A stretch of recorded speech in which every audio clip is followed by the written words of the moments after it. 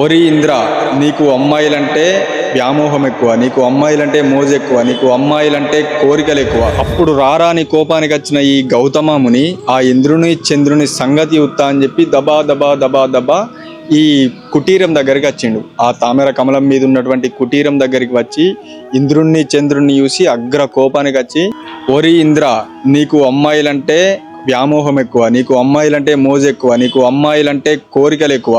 నువ్వు ఇలా నన్ను మోసం చేసి నా భార్య అహల్యాదేవి దగ్గరికి నా లెక్క వేషం కట్టుకుని పోయినవు.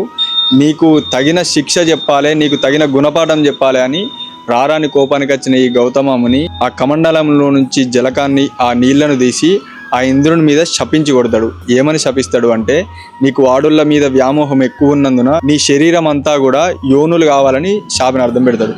యోనులు కావాలని శాపనార్థం పెడితే పెయ్యంతా మానాలు ఈ ఇంద్రునికి అవుతాయి. ఇంద్రునికి అయినాక ఆ ఇంద్రుడు తలదించి శరీరాన్ని చూసుకుంటే ఎద్దు కళ్ళు లెక్క పెయ్యంతా కనిపిస్తాయి.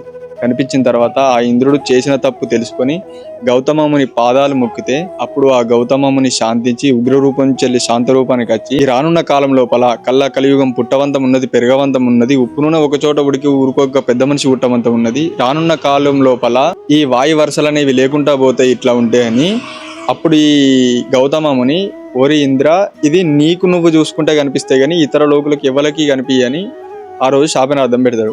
దాని తర్వాత చంద్రుని దగ్గరికి వచ్చి, ఓరి చంద్ర, నీకు ఇంత అందం ఉన్నదని నువ్వు విర్రవేగుతున్నావు.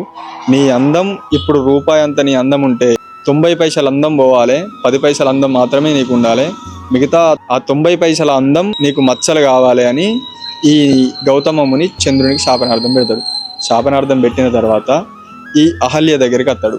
అహల్య దగ్గరికి వచ్చి, ఏమే అహల్య, నీకు పక్క పొంటున్నది భర్త ఎరకలేదు, పరాయి పురుషుడు ఎరకలేదా, నువ్వు ఎట్లా వాళ్ళ పక్క లోపల కొంగు వరిచినవు అని ఈ రారాని కోపానికి వచ్చి గౌతమముని ఈ అహల్య కూడా శాపం పెడతాడు. ఏమి శాపం పెడతాడంటే, నువ్వు అచ్చిపోయే తొవ్వ లోపల పరుపు బండయి పుట్టాలని శాపం పెడతాడు. అప్పుడు ఆ అహల్య ఉన్న కాడనే ఆ అచ్చిపోయే తొవ్వ లోపల పరుపు బండయి పుడుతుంది. పరుపు బండయి పుట్టినప్పుడు ఆ అహల్యాదేవి ఈ గౌతమముని చూసి కలకల కలకల కన్నీరు తీస్తుంది. నాదా, నాకు నువ్వే అనుకున్నా, నేను వాళ్ళు నీ వేషం మీద వచ్చిరు, నాకు తప్పేం లేదు, నాకు తెలియక నేను చేసిన అని కలకల కన్నీరు తీస్తే, దీనికి ఉపసంహరణ ఏదన్నా ఒకటి పెట్టు నాదా, నేను ఎన్ని రోజులు ఇట్లా బండలెక్కు ఉండాలి అని అంటే, అప్పుడు దీనికి ఉపసంహరణ గౌతమముని ఏమని పెడతాడు అంటే, శ్రీరాముడు పుట్టేది ఉన్నది, ఈ శ్రీరామునితోని నీకు ఉపసంహరణ జరుగుతుంది అని చెప్తాడు. ఆ శ్రీరామునితోని ఈ అహల్యకు ఉపసంహరణ ఎట్లా జరిగింది, ఈమె ఎట్లా మంచిగా అయింది అనే విషయాలన్నీ నెక్స్ట్ వీడియోలో చూద్దాం. జై రేణుకామాత.